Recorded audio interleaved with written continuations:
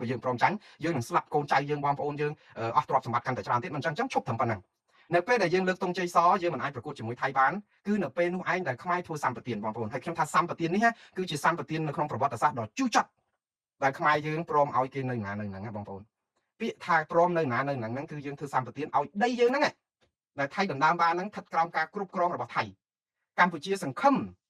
ថាពេលដែលចុះកិច្ចព្រមព្រៀងនេះអ្នកណានៅណានៅហ្នឹងនេះច្បាស់ណាស់បើនាំគ្នាវាស់វែងទៅខ្មែរអាចបានមកវិញខ្លះបងប្អូនអាចបានមកវិញខ្លះណាមិនមែនបានមកទាំងអស់ទេនេះជាក្តីសង្ឃឹមរបស់មេដឹកនាំខ្មែរហើយមិនមែនមូលនារីអ្នកនិយាយទេព្រោះលោកប្រាក់សុខុនដែលជារដ្ឋមន្ត្រីក្រសួងការបរទេសកម្ពុជាក៏លោកបានលើកច្បាស់ហើយថាសូម្បីតែឲ្យវាស់វែងបានឯងមិនយកទៅភូមិឯងភូមិខ្ញុំបានខ្ញុំយើងសុខចិត្តចលះប្រជាពលរដ្ឋចេញពីតំបន់ហ្នឹងដើម្បីឲ្យបើសិនជាវាស់បានថៃអីតែគេនៅតែមិនព្រមហ្នឹងសូម្បីតែខ្លះផងកុំនិយាយដល់យកមកវិញទាំងអស់អាហ្នឹងការសង្ឃឹមរបស់ខ្មែរប៉ុន្តែយើងធ្វើសម្បទាននេះគឺជាសម្បទានមួយដ៏គ្រោះថ្នាក់បំផុតនៅក្នុងប្រវត្តិសាស្ត្រនៃការការពារទឹកដីព្រោះនៅពេលដែលយើងចុះហត្ថលេខានៃបទឈប់បាញ់យើងអត់ដាក់លក្ខខណ្ឌថៃច្រើនទេហើយបើដាក់លក្ខខណ្ឌក៏ថៃអត់ព្រមដែរយើងមើលនៅអ៊ុយក្រែននិងរុស្ស៊ីមកដល់ម៉ោងនេះរុស្ស៊ីវាយរុលចូលទៅក្នុងដែនដីអ៊ុយក្រែន 25% ក្នុងតំបន់ Donbas នៅដល់តំបន់ភាគខាងកើតដែលបូព៌ារបស់មកជួជំនាដូចងាត់ចំោះដូចថាបើយើងប្រៀបធៀបអ៊ុយក្រែននិងរុស្ស៊ីគឺវាដូចនឹងកម្ពុជានិងវៀតណាមអញ្ចឹងយើងចង់និយាយឲ្យអញ្ចឹងទៅស្រួលស្ដាប់អ៊ុយក្រែនដូចកម្ពុជាអញ្ចឹងរុស្ស៊ីដូចវៀតណាមវាពាត់មកជុំចេះទៅខាងលើទៅដល់ឡាវទៅដល់អីទៀតមកជំនាខាងស្ដាំពាត់មកអញ្ចឹងយើងបើយើងមើលទៅអាតំបន់ Donbas របស់អ៊ុយក្រែនហ្នឹងវាដូចជាតំបន់ម្ដុំស្វ័យរៀងចេញតាំងពីកពតកោះត្រល់ទៅស្វ័យរៀងឡើងទៅលើចេះទៅដល់កញ្ចេះទៅអីចឹងទៅមកជំនាហ្នឹងអញ្ចឹងមកជំនាហ្នឹងគឺរុស្ស៊ីយកបានទាំងអស់ព្រោះអាតំបន់ក្រេមៀហ្នឹងវាដូចជានៅតំបន់ម្ដុំកោះត្រល់យើងអញ្ចឹងវាជាឈ្នន់ដើម្បីបាយយកតំបន់ម្ដុំមកជំនាហ្នឹងយកទាំងអស់អញ្ចឹងរុស្ស៊ីតបរុស្ស៊ីកំពុងតែគ្រប់គ្រងដែនអធិបតេយ្យអ៊ុយក្រែនសប្តាហ៍ប្រមាណជា 25% ប៉ុន្តែរុលទៅអត់មុខអត់រួចទេព្រោះអ៊ុយក្រែនវាយមករុស្ស៊ីមានតែដកមករហូតតែដកនៅក្នុងដីអ៊ុយក្រែនទេហើយ4ឆ្នាំហើយណាអ៊ុយក្រែនអត់មានចុះបាត់ឈប់បាញ់ជាមួយរុស្ស៊ីទេ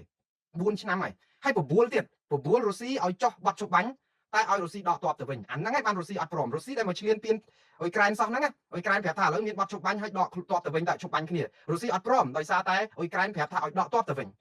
ញអត់មានបាត់ឈប់បាញ់ទេ4ឆ្នាំជាងហើយតែខុសពីរុស្ស៊ីនៅកម្ពុជាពេលដែលថៃវាយយើង2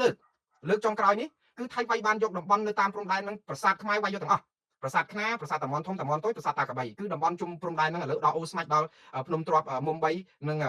ងតំបន់ស្អីតាក់ទងនឹងច្រកអានសេះអីហ្នឹងគឺថៃវាយបានយកទាំងអស់ហើយស្រាប់តែកម្ពុជាដោយសារមិនអាចតដៃជាមួយថៃបានគឺយើងចុះហត្ថលេខាព្រមព្រៀងគ្នាអ្នកណានៅណានៅហ្នឹងនេះនៅពេលដែលយើងចាប់ផ្ដើមលោកទាសីហាចុះហត្ថលេខាអ្នកណានៅណានៅហ្នឹងបានន័យថាម៉េចមាត្រា1គឺប្រការ1ចែងថាបើកម្ពុជាវាយបានចូលដល់ដីថៃកន្លែងណាក៏កម្ពុជាត្រូវនៅកន្លែងហ្នឹងដែរបើថៃវាយចូលដល់ខ្មែរប្រវែងបានគឺថៃត្រូវគ្រប់គ្រងនៅកន្លែងហ្នឹងកុំរុលមកលើហ្នឹងហើយកុំបង្កើនទ័ពហើយកុំបង្កស្ថានភាពទាំងឡាយណាដែលនាំឲ្យមានកម្ដៅនៅព្រំដែននិយាយទៅកុំបង្កើនទ័ពចល័តទ័ពអីថែមនៅក្នុងកិច្ចព្រមព្រៀងនេះយើងឃើញមានចឹងមែនតែចំណុចមួយហ្នឹងគឺបានន័យថាអ្នកណានៅណាអ្នកណានៅហ្នឹ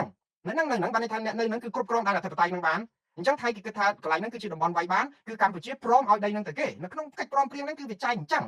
កម្ពុជានិយាយថាណាថាកម្ពុជាកាត់ដីឲ្យថៃគឺណែជាជនក្បត់ជាតិវាគ្រាន់តែជាភាសាធ្វើបាបគ្នាផ្លូវចិត្តគ្នាប៉ុន្តែនៅក្នុងហ្នឹងគឺមានន័យស្មើនឹងលោកទាសីហាកាត់ដីតំបន់ហ្នឹងព្រមឲ្យថៃនៅគ្រប់គ្រងដីខ្មែរចុះបើសិនជាដីហ្នឹងជាដីខ្មែរហេតុអីបានយើងចូលទៅអត់បានហេតុអីបានជាប្រជាពលរដ្ឋប្រមាណ10000គ្រួសារណា3000 4000ផ្ទះដបូលបៃតងហើយឥឡូវនៅសល់20000អ្នកទៀតហេតុអីបានចូលទៅតំបន់ព្រៃច័ន្ទអត់បានជោគជ័យអត់បានតបឹងតគួនអត់បានថ្មដាអត់បានអូស្មាច់អត់បានហេតុអីបានពួកគាត់ចូលទៅតំបន់អស់ហ្នឹងអត់បានដីគាត់ផ្ទះគាត់សោះអាហ្នឹងគឺដោយសារយើងកាត់ឲ្យគេនៅណានៅហ្នឹងអញ្ចឹងគេគ្រប់គ្រងបាត់ឈប់បាញ់នៅក្នុងប្រការមួយហ្នឹងគឺគេជាប់នៅហ្នឹងចឹងបានថាយើងចុះបាត់ឈប់បាញ់ហ្នឹងគឺយើងអត់កំណត់លក្ខខណ្ឌថៃហើយបើសិនជាកំណត់លក្ខខណ្ឌថៃបងប្អូនដូចតែរុស្ស៊ីចឹងហើយនៅអ៊ុយក្រែនចឹងអត់មានចុះបាត់ឈប់បាញ់បានទេនៅវាយគ្នាប៉ុន្តែចំពោះខ្ញុំខ្ញុំនិយាយស្មោះត្រង់ខ្ញុំចង់ឲ្យមានសន្តិភាពចង់ឲ្យមានឈប់បាញ់ណាក៏ប៉ុន្តែអត់ចង់ឲ្យថៃមានព្រៀបចឹងទេព្រោះថៃដូចជាមានព្រៀបលើខ្មែរខ្លាំងពេកខ្មែរមិនដែលខ្សោយចឹងទេយើងឲ្យគេមានព្រៀបហួសហេតុពេកយើងអត់ដាក់លក្ខខណ្ឌគេអីបន្តិចសោះព្រោះនៅក្នុងអាបាត់ឈប់បាញ់យើងហ្នឹងគឺឲ្យអ្នកណានៅណានៅហ្នឹងតែយើងចងខ2ប្រការ2ដែលរដ្ឋាភិបាលកម្ពុជារាល់ថ្ងៃយកអាហ្នឹងមកអួតប្រាប់ថាណាអត់មានបានទេណាយើងត្រូវតែមើលប្រការ2ប្រការ1អ្នកណានៅណានៅហ្នឹងមែនតែត្រូវមើលប្រការ2ប្រការ2និយាយមិនបងប្អូនប្រការ2និយាយថាអ្នកណានៅណានៅហ្នឹងមែនហើយក៏ប៉ុន្តែភាគីកម្ពុជានិងថៃត្រូវតែព្រមព្រៀងគ្នាតាមយន្តការ JBC គឺយន្តការវាស់វែងព្រំខណ្ឌសីមាហ្នឹងតាមទឹកដីជាក់ស្ដែងចង់និយាយថាជាក់ស្ដែងហ្នឹងឲ្យឃើញថាបើដីហ្នឹងទោះបីថៃកំពុងគ្រប់គ្រងក៏ដោយបើបានជាដីរបស់ខ្មែរត្រូវឲ្យខ្មែរវិញណាអាហ្នឹងនៅក្នុងបទជប់បាញ់នេះគឺវាចែកអញ្ចឹងដែរកម្ពុជាកំពុងច្បាស់រឿងប្រការ2ហ្នឹង គឺច្បាស់ជាមួយនឹងថៃថានឹងឈ្នះថៃហើយព្រោះតែថៃចូលក្នុងសង JBC ហ្នឹងអាប្រការពីរហ្នឹងព្រមវាស់ព្រំដែនព្រំសីមាជាមួយគ្នាគឺច្បាស់ណាស់ថៃត្រូវតែខ្ចាក់ដីហ្នឹងមកវិញព្រោះអីខ្មែរប្រើផែនទីខ្នាតលើ1-200,000ហើយអាផែនទីខ្នាតលើ1-200,000ជាផែនទីឧបសម្ព័ន្ធដែលមាននៅក្នុង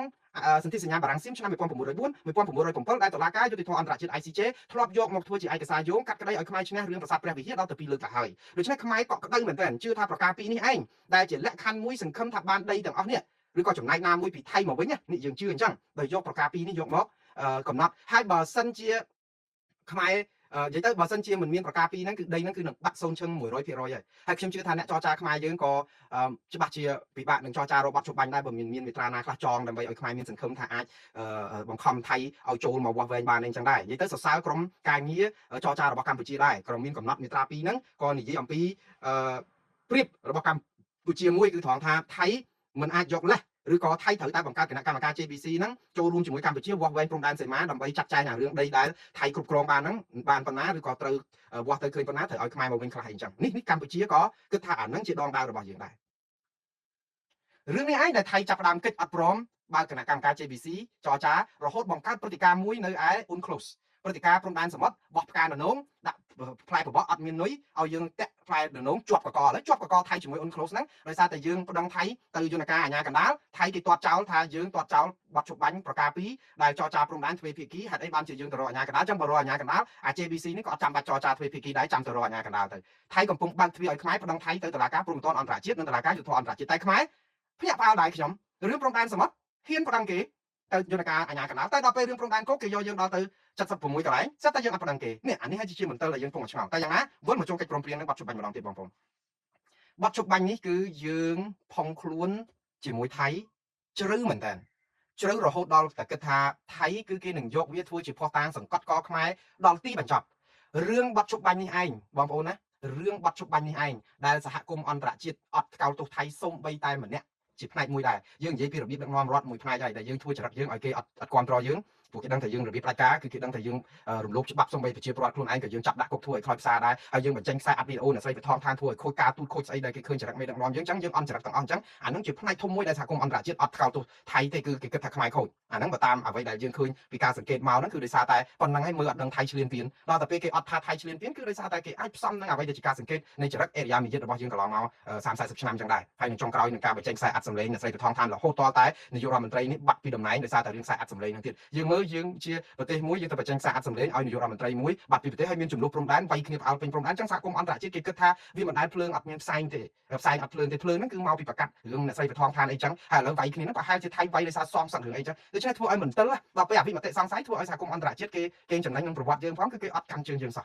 គេអត់ខោទោសថៃមួយសោះតែអានេះប្រហែលជាដោយសារតែបទជប់បាញ់នេះដែលធ្វើឲ្យសហគមន៍អន្តរជាតិកាន់តែច្បាស់ក្នុងចិត្តថាអត់អាចកោតទោសថៃបានផងហេតុអីបានជាឲ្យអន្តរជាតិកោតទោសថៃបើប្រទេសកម្ពុជាខ្លួនឯងដែលជាជនរងគ្រោះព្រមទទួលយកអំពើអយុត្តិធម៌នេះទៅហើយហ្នឹងយើងថាអ្នកទទួលយកយើងថាអ្នកទទួលឲ្យថៃនៅណានៅហ្នឹងយើងមានបានទៅនិយាយប្រាប់ម្ចេះណាថាអត់ទេណាកិច្ចព្រមព្រៀងនេះយើងសញ្ញេបានណាតែនៅក្នុងរយៈពេលកន្លះឆ្នាំចុះឧទាហរណ៍ឬក៏មួយឆ្នាំសាកល្បងយើងជប់បាញ់កន្លះឆ្នាំឬក៏មួយឆ្នាំដើម្បីយើងរៀបចំបញ្ហាផ្សេងហើយចប់ពេលកំណត់ពេលណាស្ងប់អស់ហើយគឺទាហានថៃត្រូវដកទៅដល់ចំណុចដើមវិញគឺដកឲ្យអស់ទៅដល់ចំណុចដើមតាំងពីមុនថ្ងៃទី28ខែឧសភាឆ្នាំ2025ដែលបាញ់លោកសួនរ៉ោមស្លាប់នៅតំបន់មុំបីមុនហ្នឹងស្ថានភាពគឺបានន័យថាថៃនៅខាងថៃខ្មែរនៅកាន់ទឹកដីខ្មែរអត់មានបានថៃចូលមកប៉ះម្ដុំនៃតំបន់ខ្មែរណាទេនៅក្នុងកិច្ចព្រមព្រៀងនៃបទជប់បាញ់យើងអត់និយាយចឹងយើងអត់មានកំណត់លក្ខខណ្ឌឲ្យថៃថាណាឥឡូវហ្នឹងខ្ញុំព្រមដើម្បីសុខដើម្បីកុំឲ្យទាហានថៃស្លាប់កុំឲ្យប្រជាពលរដ្ឋថៃស្លាប់កុំឲ្យទាហានខ្មែរស្លាប់កុំឲ្យប្រជាពលរដ្ឋខ្មែរស្លាប់ដើម្បីឲ្យយើងត្រូវគ្នាផ្អាកការជប់បាញ់ហ្នឹងមួយរយៈក៏ប៉ុន្តែនៅពេលដែលយើងត្រូវគ្នាដោះស្រាយរួចហើ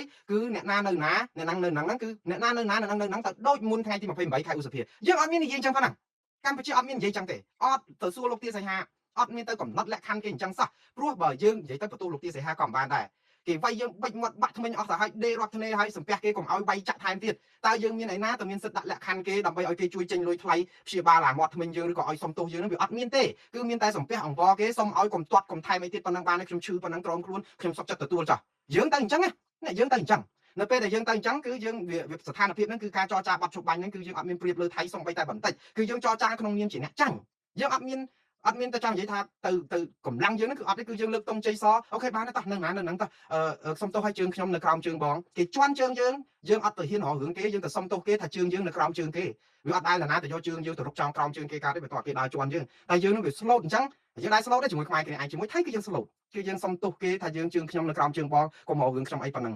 អញ្ចឹងថៃបានចិត្តបណ្ដោយថៃបានចិត្តហើយក៏ចុះហត្ថលេខាឲ្យយើងដោយសារថៃដឹងតែឈ្នះយើងបើថៃដឹងតែចាញ់យើងវាយទៀតហើយអត់បានចប់ទេអាបត់ជប់បាញ់ហ្នឹងក៏អត់មានដែរហ្នឹងហើយយើងគិតទៅវាខ្លោចផ្សារប៉ុន្តែបើវាយគ្នាទៀតវានឹងខ្លោចផ្សារទៀតក៏ប៉ុន្តែដូចអ៊ុយក្រែននិងរុស្ស៊ីអញ្ចឹងវាយគ្នាទៀតវាខ្លោចផ្សារមែនហើយវាស្លាប់មនុស្សស្លាប់អីតហើយក៏ប៉ុន្តែរុស្ស៊ីអត់បានដីអ៊ុយក្រែនទេណាអ៊ុយក្រែនអត់បានចុះហត្ថលេខានៅណាហ្នឹង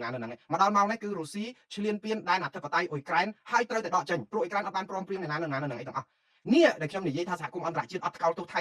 គឺដោយសារតែកម្ពុជាដែលជាជនរងគ្រោះព្រមទទួលអំពើឈ្លានពានរបស់ថៃថាស្របច្បាប់នេះគឺជាកំហុសប្រវត្តិសាស្ត្រមួយដ៏ធំណាស់ហើយខ្ញុំនិយាយទៅខ្ញុំថាវាជាកំហុសក៏ពិបាកបន្ទោសរដ្ឋាភិបាលដែរដោយសារតែយើងចាញ់គេតែឲ្យរដ្ឋាភិបាលធ្វើមិនគេនឹងសួរខ្ញុំទៀតថាមើលបើមូងណារ៉េតឯងប៉ាកែកុំកាន់តែក្បាលមេក្រូនៅនិយាយកោកសឹកមកទៅដោតឆ្អែតទៅពួកកបីមាន iPhone មួយមានស្អីមេក្រូមួយបាយពពុះមាត់ហ្នឹងចុះមកផ្ទល់ដែនហើយទៅវាយគ្នាជាមួយថៃអីចឹងអាហ្នឹងគេចង់ចឹង